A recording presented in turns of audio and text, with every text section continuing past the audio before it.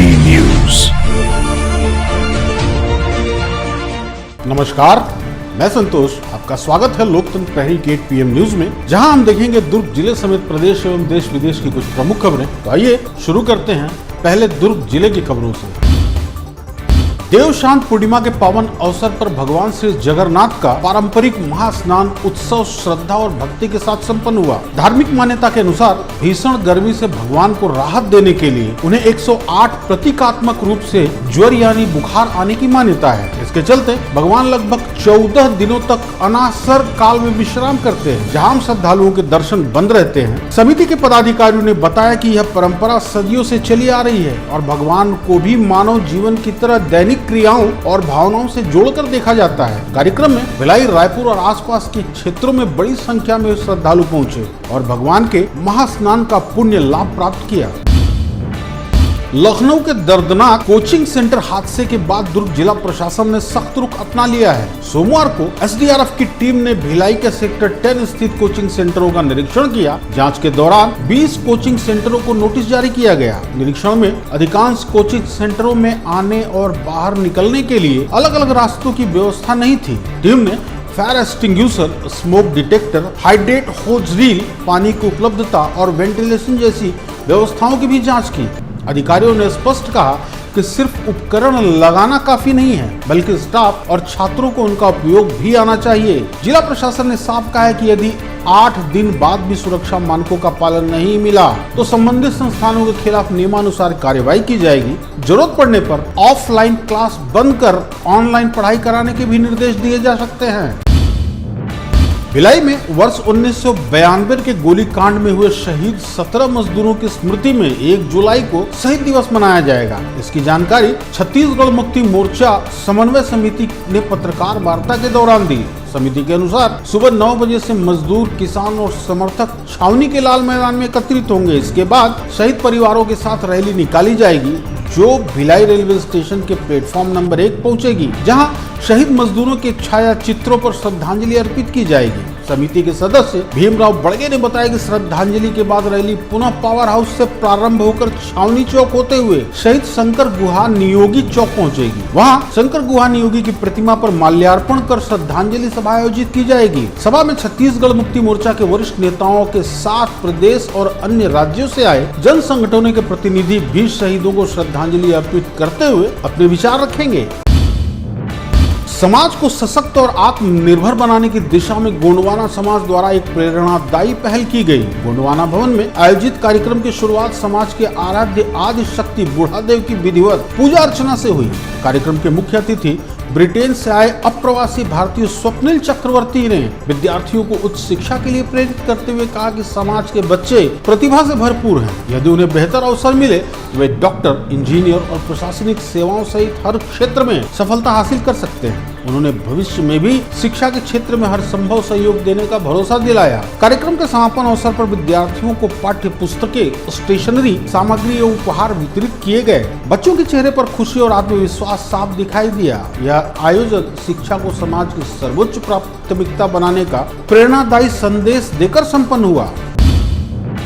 दुर्ग शहर के हृदय स्थल इंदिरा मार्केट स्थित जलाराम लॉज में देह व्यापार के अड्डे का पुलिस ने भांडाफोड़ किया है। लंबे समय से मिल रही गुप्त सूचनाओं के आधार पर सिटी कोतवाली पुलिस ने योजनाबद्ध तरीके से लॉज में छापेमारी की। रेड के दौरान पुलिस को 3 महिलाएं और 2 पुरुष आपत्तिजनक स्थिति में मिले। सभी को मौके से हिरासत में लिया गया। कार्रवाई के दौरान लॉज संचालक समेत कुल 3 आरोपियों को गिरफ्तार किया गया है। पुलिस ने मौके से लगभग 80 कॉन्डोम के पैकेट, 20,000 रुपए नगद और 4 मोबाइल फोन बरामद किए हैं। सभी आरोपियों के खिलाफ पीटा एक्ट के तहत मामला दर्ज कर आगे की कानूनी कार्यवाही की जा रही है। पुलिस अब लॉज के दस्तावेजों और इस पूरे नेटवर्क की जांच में जुटी है। पुलिस का कहना है कि शहर में किसी भी प्रकार की अवैध गतिविधियों को बर्दाश्त नहीं किया जाएगा।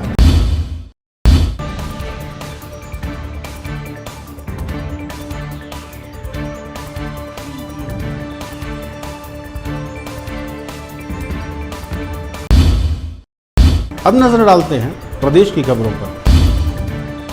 छत्तीसगढ़ के लाखों बिजली बिल उपभोक्ताओं के लिए राहत भरी खबर सामने आई है। अब बिजली बिल देर से जमा करने पर पूरे महीने का लेट पेमेंट सरचार्ज नहीं देना पड़ेगा। नई व्यवस्था के तहत जितने दिन की देरी होगी केवल उतने ही दिन का अधिभार लिया जाएगा। पहले अगर कोई उपभोक्ता सिर्फ एक दिन भी देर करता था तो पूरे महीने का 1.5% लेट पेमेंट सरचार्ज देना पड़ता था, लेकिन अब नई दर के अनुसार प्रतिदिन केवल 0.04% अधिभार लगेगा।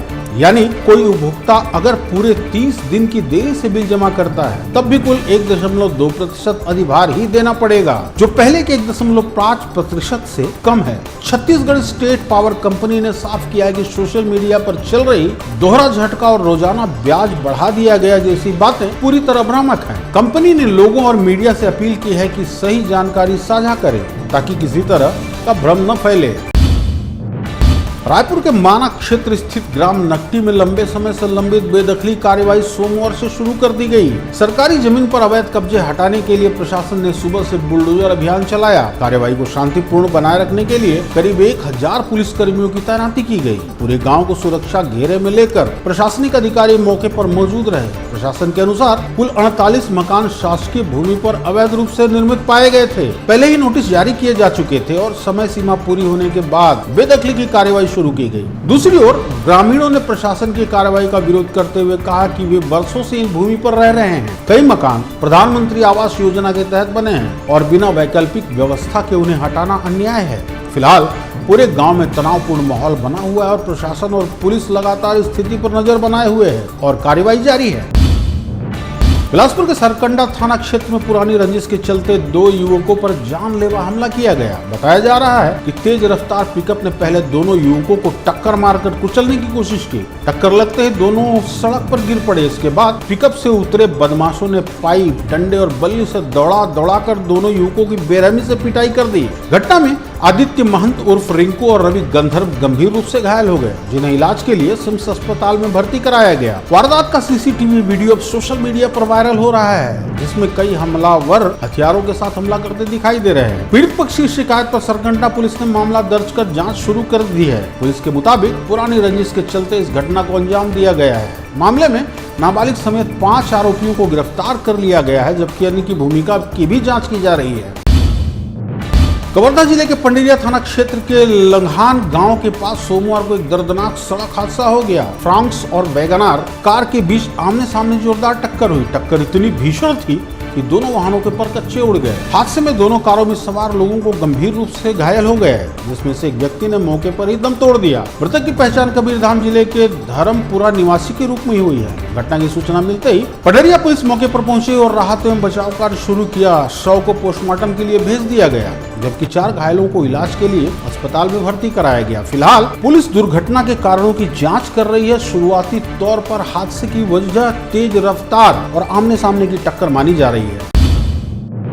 धमतरी जिले के नगरी थाना क्षेत्र में मछली व्यापारी विप्लव मंडल की हत्या और लूट के मामले में पुलिस को बड़ी सफलता मिली है। पुलिस ने 48 घंटे के भीतर हत्या की गुत्थी सुलझाते हुए 3 आरोपियों को गिरफ्तार किया है, जबकि 2 विधि से संघर्षरत बालकों की भूमिका भी जांच में सामने आई है। पुलिस जांच में खुलासा हुआ है कि आरोपी मृतक के फिश फार्म में काम करते थे और लंबे समय से मजदूरी बढ़ाने की मांग कर रहे थे। मजदूरी नहीं बढ़ाए जाने और अपमान से नाराज होकर आरोपियों ने योजना बनाकर गोरेगांव भैंस मुड़ा मार्ग के जंगल में घात लगाकर व्यापारी पर डंडे और धारदार हथियारों से हमला कर उसकी हत्या कर दी। वारदात के बाद आरोपी नकदी और मोबाइल लूटकर फरार हो गए तथा रकम आपस में बांट ली। तकनीकी साक्ष्यों, वैज्ञानिक जांच और पोस्टमार्टम रिपोर्ट के आधार पर पुलिस आरोपियों तक पहुंची।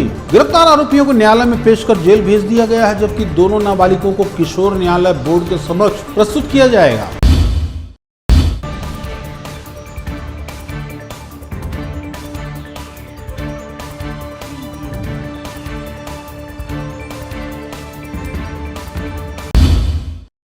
अब नजर डालते हैं देश विदेश की खबरों पर।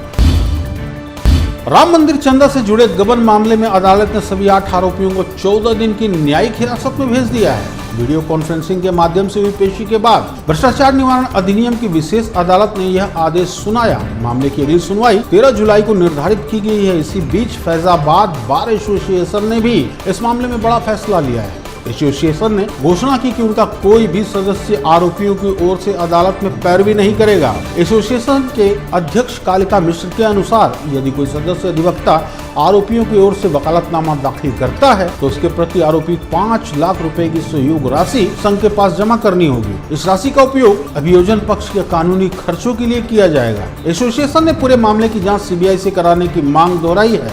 उनका कहना है कि यदि जांच के दौरान किसी अन्य व्यक्ति की भूमिका सामने आती है तो उसके खिलाफ भी कार्रवाई होनी चाहिए। तेलंगाना के निजामाबाद जिले के भारत चंद्र हाई स्कूल में कुछ अभिभावकों ने आरोप लगाया है कि गैर मुस्लिम छात्रों को निर्धारित हिंदी पाठ्यक्रम की जगह उर्दू पढ़ाई जा रही है। साथ ही बच्चों को नमाज और कलमे सिखाने जाने के भी आरोप लगाए गए हैं। जानकारी मिलने के बाद दक्षिण पंथी संगठनों और भाजपा से जुड़े स्थानीय नेता स्कूल पहुंचे और स्कूल प्रबंधन के खिलाफ विरोध प्रदर्शन किया। प्रदर्शन के दौरान हालात बिगड़ गए और स्कूल के प्रिंसिपल आमिर खान के साथ कथित तौर पर मारपीट की गई। पुलिस ने स्कूल में घुसकर मारपीट, धमकी और अवैध प्रवेश के आरोप में भाजपा नेताओं समेत करीब 20 लोगों के खिलाफ मामला दर्ज किया है। वहीं दूसरी ओर मिली शिकायत के आधार पर स्कूल के प्रिंसिपल, संवाददाता और उर्दू शिक्षक के खिलाफ भी बिना अनुमति उर्दू पढ़ाने और दुश्मनी बढ़ाने के आरोप में जवाबी केस दर्ज किया गया है। इस बीच कई अल्पसंख्यक और शिक्षक संगठनों ने स्कूल स्टाफ की सुरक्षा और दोषियों पर कार्रवाई की मांग करते हुए निजामाबाद बंद का आह्वान किया है। तमिलनाडु की राजनीति में एक बार फिर बयानबाजी का दौर शुरू हो गया है। पूर्व मुख्यमंत्री और डीएमके के प्रमुख एम.के. स्टालिन ने मुख्यमंत्री जोसेफ विजय की अगुवाई वाली टीवीके गठबंधन सरकार पर बड़ा हमला बोल दिया है। स्टालिन का दावा है कि यह सरकार बहुमत के दम पर नहीं बल्कि सहयोगी दलों के सहारे चल रही है। ऐसे में इसका 5 साल तक टिक पाना मुश्किल है। स्टालिन ने कहा कि चुनाव में टीवीके अपने दम पर बहुमत हासिल नहीं कर सकती और सरकार गठबंधन के समर्थन से बनी है। स्टालिन ने यह भी कहा कि जिन दलों के समर्थन से सरकार चल रही है वे हाल तक डीएमके गठबंधन का हिस्सा थे। उन्होंने कहा कि जनता का जनादेश डीएमके के पक्ष में था, लेकिन राजनीतिक परिस्थितियों के कारण सत्ता टीवीके गठबंधन के हाथों में चली गई। अब देखना होगा कि तमिलनाडु की राजनीति में यह बयान आगे क्या नया मोड़ लेकर आता है। यूरोप इस समय भीषण गर्मी की चपेट में है। भारत में जहां 40 डिग्री सेल्सियस सामान्य गर्मी मानी जाती है, वहीं यूरोप के कई देश में यही तापमान लोगों की जान ले रहा है। फ्रांस में गर्मी से 1000 से अधिक लोगों की मौत हो चुकी है।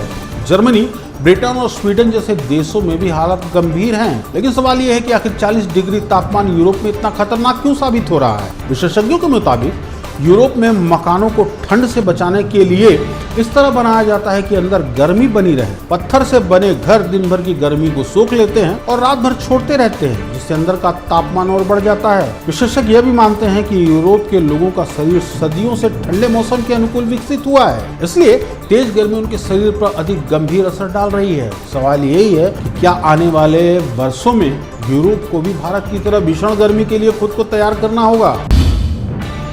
पाकिस्तान ने रविवार देर रात अफगानिस्तान से लगी सीमा पर खुफिया जानकारी के आधार पर सैन्य कार्रवाई की, जिसमें 29 लोगों के मारे जाने का दावा किया जा रहा है। पाकिस्तान सरकार के अनुसार इस ऑपरेशन का निशान चरमपंथी संगठन जमात उल अहरार था, जिसे तहकीक तालिबान के पाकिस्तान से जुड़ा माना जाता है। पाकिस्तान के सूचना मंत्री अताउल्लाह तरार ने कहा कि यह कार्रवाई हाल के दिनों में खैबर पख्तूनख्वा, बलूचिस्तान और कराची में हुए आतंकी हमलों के जवाब में की गई।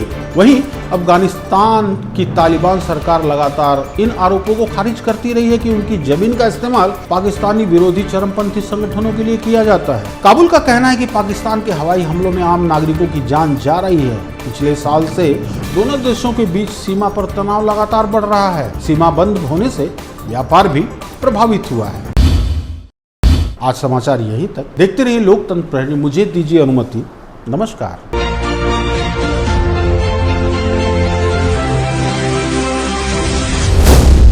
LP News. This program is sponsored by SR Hospital and Research Center.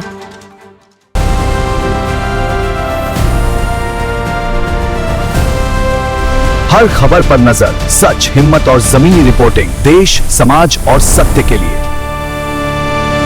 LP news, आपकी आवाज।